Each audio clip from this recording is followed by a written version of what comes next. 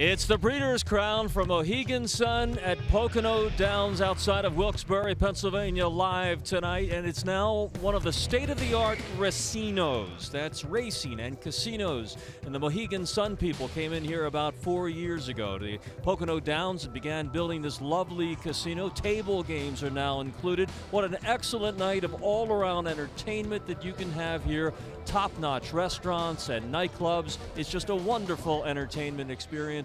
And on this night, for the first time ever, the Breeders' Crown comes all together, all 12 races at one location, and this once small racetrack really steps into the big time, and that's a big part of the story tonight. Our Jennifer Sherlock is standing by with that story right now. Jennifer?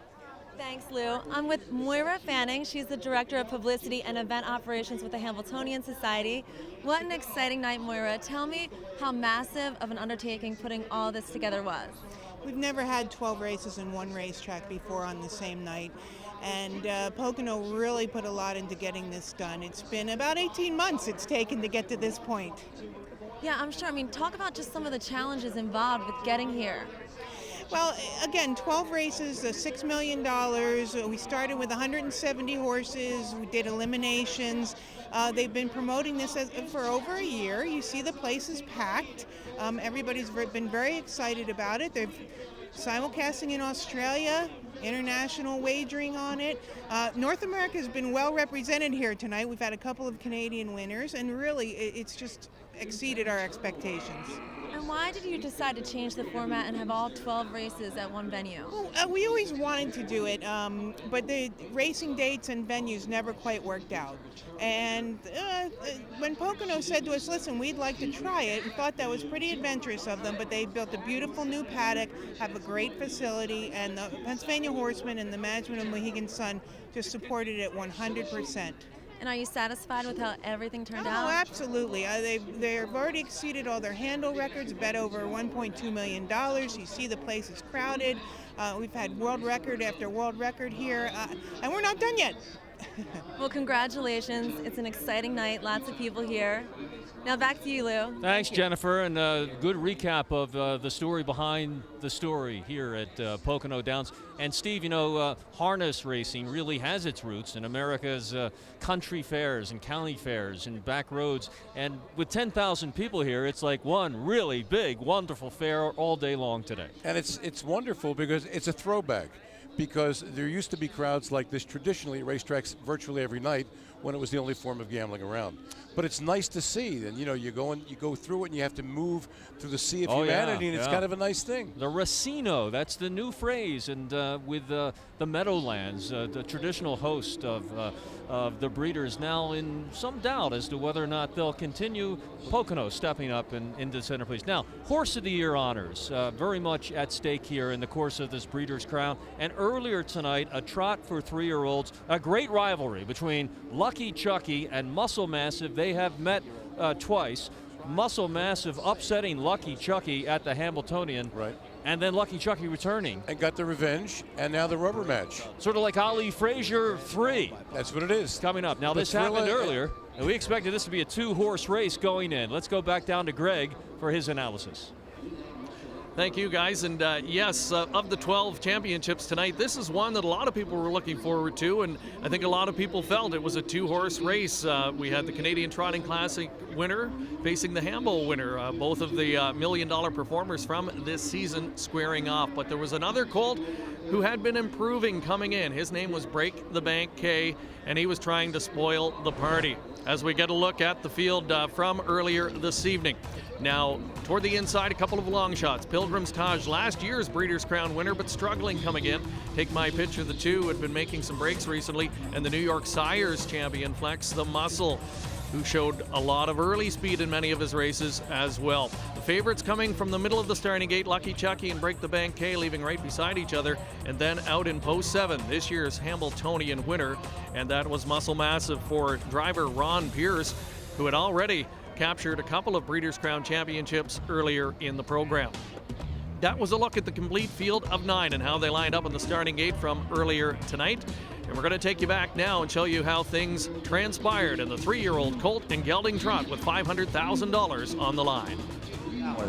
Breeders' Crown earnings alone. All of them in behind the gate, hard living. Yeah, back ever so slightly. They're in the back stretch and heading toward the start for the Breeders' Crown. 3-year-old Trot. Wishing Stone appears to be revving up. Temple of Doom off stride. And they're off. Temple of Doom broke, and Pilgrim's Taj also broke before the start. Lucky Chucky is first out for the lead, but Take My Picture is right there from the rail. Flex the Muscle wants position between them there, and Muscle Massive is caught just a bit wide early. He's 4 wide entering the turn as Lucky Chucky hustles on, and Lucky Chucky takes the lead from Flex the Muscle. So Muscle Massive is parked out and pressing on. He is first over into the wheel of Lucky Chucky as they trot toward the quarter. Break the Bank K came away racing in 5th, and 6th on the inside is Wishing Stone, 27-1 for the opening quarter. Muscle Massive is under urging. Lucky Chucky will not release him, so these two have hooked up in a cutthroat duel, and Muscle Massive pokes ahead in front, but now takes back as Lucky Chucky has the inside advantage, and Lucky Chucky committed to the lead for Campbell, and he seats Muscle Massive there trying to get in. He broke. Muscle Massive broke when trying to get in the 2-hole there, so he's off stride. Flex the Muscle is racing in the pocket spot, and here comes Sears, a fresh threat with Break the Bank K. 55 even for the half, 27-4 in the second quarter. No breathers for Lucky Chucky because Break the Bank K is right there on the outside, and these two are stride for stride with 3/8 to go, and Break the Bank K pokes ahead in front for Sears. A hard-used Lucky Chucky is trying to dig in and keep him parked out until they reach the turn, and Campbell is going to work on Lucky Chucky. Break the Bank K has almost cleared him, and he has the lead 3 quarters in 1, 23-1, and Break the Bank K is in front. Lucky Chucky on the inside is back racing in second, and Wishing Stone, a fresh threat for Brennan. He's third on the outside, just 3 lengths away as they come to the top of the stretch. It's Break the Bank K striding out to a 4-length lead. Lucky Chucky is second. Wishing Stone on the outside. They're heading down to the finish. It's Break the Bank K. Wishing Stone gaining but running out of ground. Break the Bank K. Sears again in the 3-year-old Trot. Wishing Stone second, then Lucky Chucky, and Take My Picture 1:52-2, world record for Break the Bank K. So an upset from earlier tonight, mild upset, Break the Bank K getting it done. And speaking of breaking, that's exactly what happened to Muscle Massive, this year's Hamiltonian winner, hooking up with Lucky Chucky in a wicked speed duel in the opening half mile as Ron Pierce tried to take the horse back and get him into the 2-hole. He breaks stride. Lucky Chucky had been softened up from that early battle. Break the Bank K easily going by him in the backstretch and providing Brian Sears with another Breeders' Crown trophy. He sits 4th currently among drivers all time in the Breeders' Crown Series.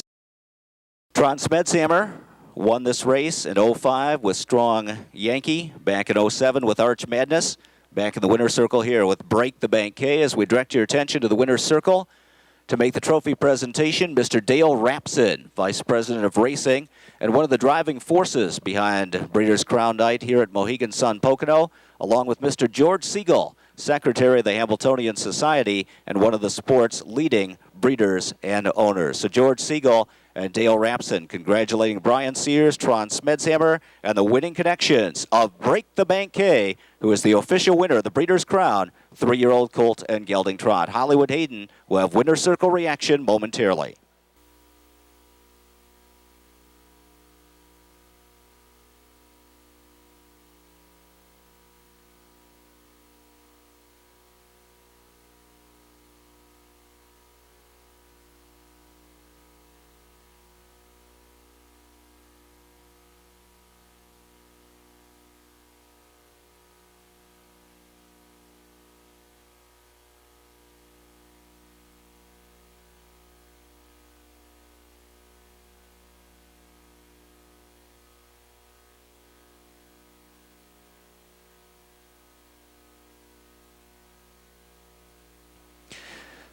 As the winner's circle ceremonies continue, here is the complete order of finish, top down for the 4th race. Pilgrim's Taj was 7th. Take My Picture 4th. Flex the Muscle 6th. Lucky Chucky 3rd.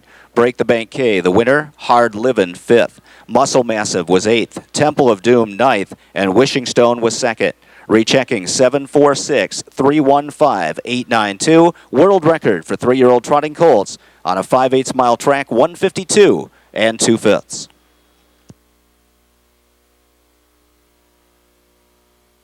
We are here in the winner's circle, and Break the Banquet has done it. Trond, Smedshammer, Brian Sears. Brian, did you think Lucky Chucky would park out Muscle Massive?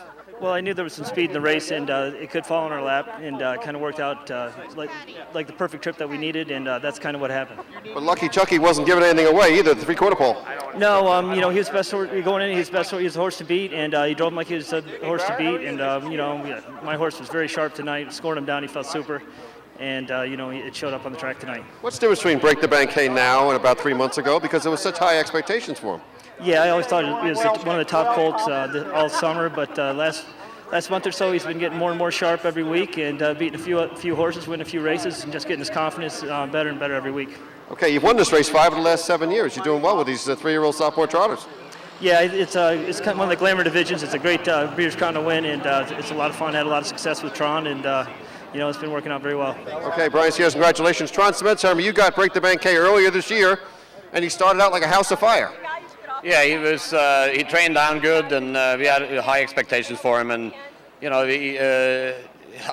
was never anything wrong with him, but just a few things went wrong, and he lost his confidence a little bit, and that was all. Was this a similar situation, a Strong Yankee in 2005 when he was so-so and then all of a sudden got hot? Well, he didn't start off as hot as Break the Banquet. He never really did anything until after the Hamiltonian. You going to the Kentucky Futurity? Yes. Can he handle the heats? No problem? I told Bob before this race, I really look forward to the Futurity. I think he's going to be awesome in 2 heats. Okay, Break the Banquet, Trond Smedshammer, congratulations. You won it, the Glamour Division. It's Memories of Arch Madness back in 2007. Here's a look at the pari-mutuel details. Break the Banquet, $16 winner in the upset. Wishing Stone, a long shot, overcoming the outside post 9, 34.40 to place. And look at the exactor and triactor payoffs.